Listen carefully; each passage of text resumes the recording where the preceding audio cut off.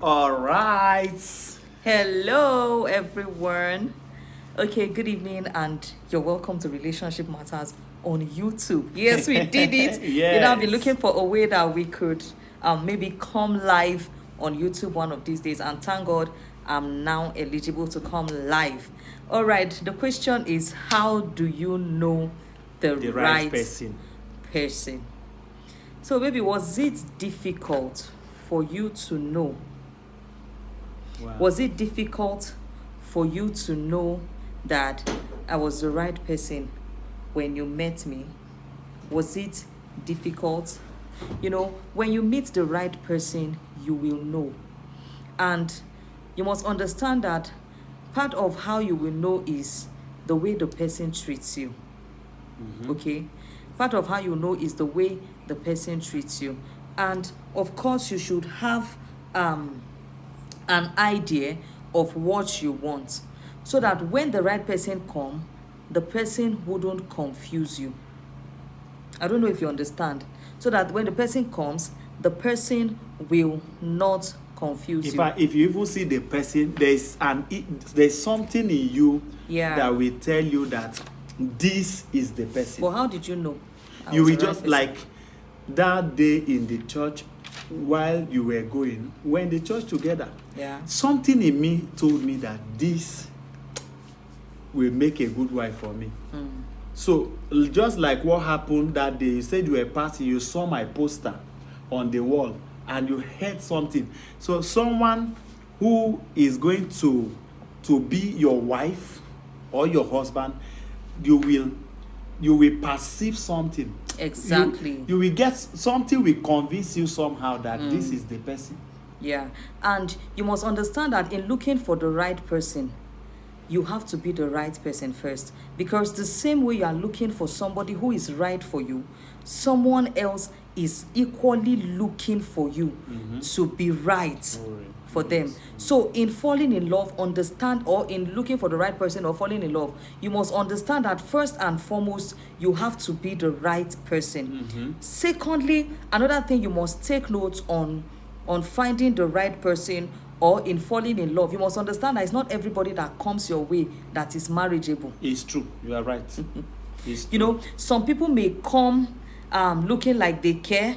Some people may come feeling like they love you. But when it comes to marriage, they are not marriageable. So you want to take note to understand if they are really right for you. Then another thing you must understand about finding the right person is you must understand that falling in love is not about finding something that is missing. You are right. I've told you that so many people fall in love, or they want to go into marriage, or they are looking for people to maybe fill a void. If you can't find comfort in yourself, if you can't make yourself happy, even if someone else comes, they can only try, but your happiness is not in the hands of anyone. You need to make yourself happy by all means. Now, so many people feel by finding this person, they'll be completed and they will no longer feel void.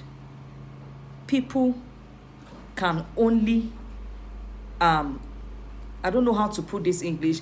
People can only make you happy when you are a happy person. Have you ever met people who are bitter or people who are sad? True. There's nothing you do. It doesn't matter what you do. It's true. It doesn't matter what you do. It's never just enough. Then another thing you must understand in falling in love is this. Your priority should be finding somebody who is in purpose. Because if you find the person, you will know, because like calleth unto like. Oh yes. The person meets you in your purpose and is comfortable with helping you Supportive. fulfill that purpose. Now, my husband, for instance, is a pastor.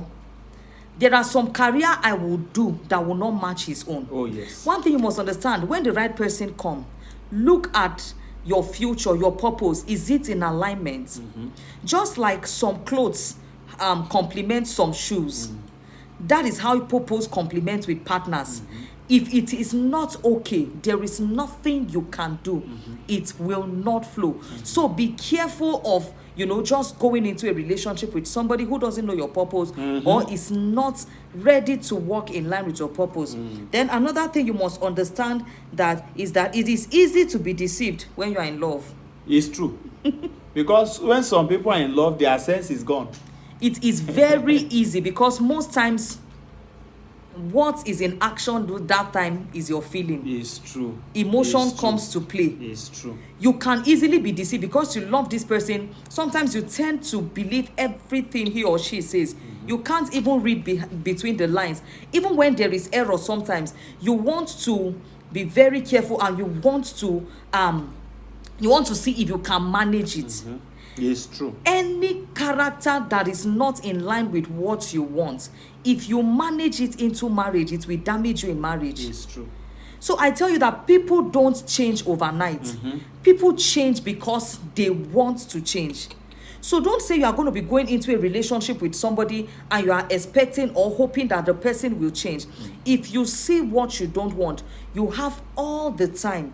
You have all the years to study the person. But if you know that's not what you want to be seeing in your forever, I used to tell people, don't be carried away by the temporal feeling you have. Forever is a very long time. Oh yes, it is very long. Very long. So some people discover that's why you see that some people, when they get into marriage, they just tend to come out of it halfway, because they discover that when they enter the marriage and they tend to look into the future, they'll say, no, this thing is too far. I don't think I can go. So they just stop halfway, and they just come down. They don't want. Thank you, Prince Monday. How are you? You followed me to YouTube.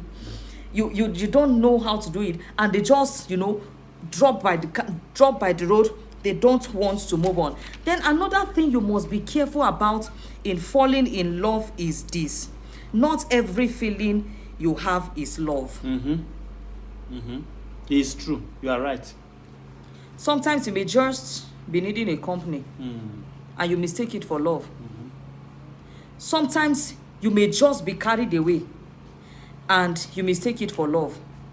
Sometimes it's just a temporal feeling, and you mistake it for love. Before you know it, you are just carried away. Not every feeling you have is love. For example, Amnon in the Bible. With a sister. That was not love. What he was feeling, you are a big fan, Prince. What he was feeling was not love. Sometimes it is just loss. Oh yes. So it is not every feeling you have that is love. Not everyone is matured enough to have a married life. Now check the person's maturity. I told us sometimes on Instagram, I said, don't ever make the mistake of marrying somebody who is not matured enough to settle misunderstanding. Mighty woman of grace, greetings to you. Don't marry anyone who is not matured enough to handle conflict. They will frustrate you in marriage, because marriage is okay. Ahanunu says, I will follow you everywhere you go. I've never been commenting, but I have to comment here. Yes, that's why I'm bringing some of these live broadcasts to YouTube, because the crowd is not here. You can be free to comment. So I'm having a broadcast here tomorrow, live on YouTube, and the title of the live session I'm having tomorrow is Should Christian have oral sex? That's what we are going to be talking about tomorrow here, 7 p.m. No, we'll be in church live on YouTube, 8 p.m. tomorrow. We are going to be talking about should Christian have oral sex. So we are going to be live here on YouTube tomorrow by 8 p.m. Nigeria time. Now let's continue on this. Not everyone is matured enough to live a married life. It requires, do you know that married life requires some certain kind of grace? You have to carry grace before you can enjoy a successful married life. Because in marriage, what you live, it graduates from just mere love into what I call intentional love, where you have to be intentional about falling in love.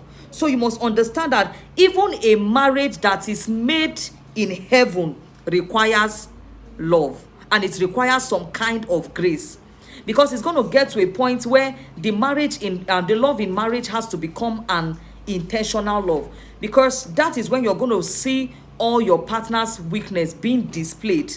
And when their weakness is being displayed, you discover that you just have to make up your mind to love them intentionally in spite of some of their weakness.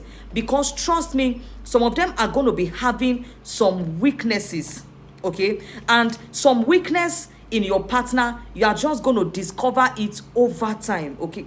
Over time, as time goes on, you keep discovering one weakness or the other. This doesn't mean that you judge them, but some weakness could be managed. That is why in marriage, one of the things that will help you in solving some of the problems you'll be encountering in marriage is what I call compromise. And I told us a few days ago on Facebook, I said compromise in the sense that you make up your mind not to win every argument, because the two has become one. So in arguments, there's no winner or loser. If the both of you win, you win together. If you lose together, because the two has become one. That is why another thing that will make you enjoy a successful marriage is what I call compromise. And you have to study the word. You will grow, because you discover that it is always you against the world. And in marriage, nobody is more important than the other person. No one person is more important than the other person. The both of you are equally important. And that is why you are facing any storm that comes together.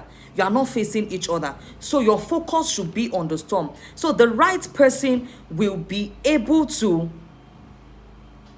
make sure he does the right things to you, even if sometimes the right person may end up offending you, but they make sure that they make your happiness their responsibility. So you can't tell me somebody is right for you when they make being like you look like you are doing them a favor. No problem, Prince. They make being with you look like they are doing you a favor. A person being with you is not doing you a favor, because relationship is a give and take. As they are investing in you, they are actually getting from you. But if you discover that you are in a relationship where it looks like you are just pouring, if you keep pouring and you are not refilled, very soon you are going to be very, very empty. So it is very important you invest, okay? You invest. If the person is not investing in you, there's no way you tell me that the person is right for you. Okay, so now what's next? If I'm putting all this in place, what's next? Put up a maintenance culture. You need to be willing to put up a maintenance culture. It's not about finding the right person, because when you find the right person, the person may not be all perfect. Okay, so how do you require to maintain? Because even if you buy a car, it requires maintenance if the car must serve you for long. There's no way you buy a new clothes, you will not have to wash it so that it will look neat and you look presentable. Same thing it is with finding a right person. When you find the right person, what maintenance culture are you putting in place to sustain your relationship with that person? The thing is, most people, when they get into a relationship like that, they tend to relax because they feel, okay, I've gotten the person, I'm okay. If you must keep the person, and if you must keep the person happy, what are the maintenance culture you are putting in place? How do you plan on maintaining the relationship? Because you don't buy a flower and you make up your mind not to water it. If you buy a flower, you must end up watering that flower. If that flower must blossom, if it must grow. So after falling in love or finding the right person, the next thing you need to look out for is maintenance. How do you intend to maintain it? Then another thing you must work on is how to remain in love. Falling in love, these days so many people fall out of love easily. Falling in love is very easy. The hardest thing is maintenance. How do you maintain it? Just like I said. So if you fall in love, the goal is to make sure you remain in love. It should look like you found your new best friend, not a sex partner. Like I said, everything is not going to be about sex. When you get married, everything is not going to be about sex. God has to give you wisdom for marriage, okay? God has to give you wisdom for marriage. It should look like the both of you are friends. Will you still relate? Will you still smile with each other even when you are not having sex? Because whether you like it or not, a time is going to come that the both of you are going to grow old. You people are going to grow old. What will you do when you are old and you can't have sex? What will keep you is companionship. And that is why I tell people, in all you do, marry your friend. And if you are already married, find a friend in your partner, because your friend is the one who tells you the truth in love. Your friend is the one who looks out for you. Your friend is the one who has your interest at heart. A good friend, they say, sticks closer than a brother. So tomorrow I'm going to be coming live on YouTube. This is actually my first live session on YouTube. But tomorrow evening, I'm going to be coming live on YouTube, 8 p.m. Nigeria time, to talk about, should Christians engage in oral sex? Yeah, that's what we're going to be talking about tomorrow evening.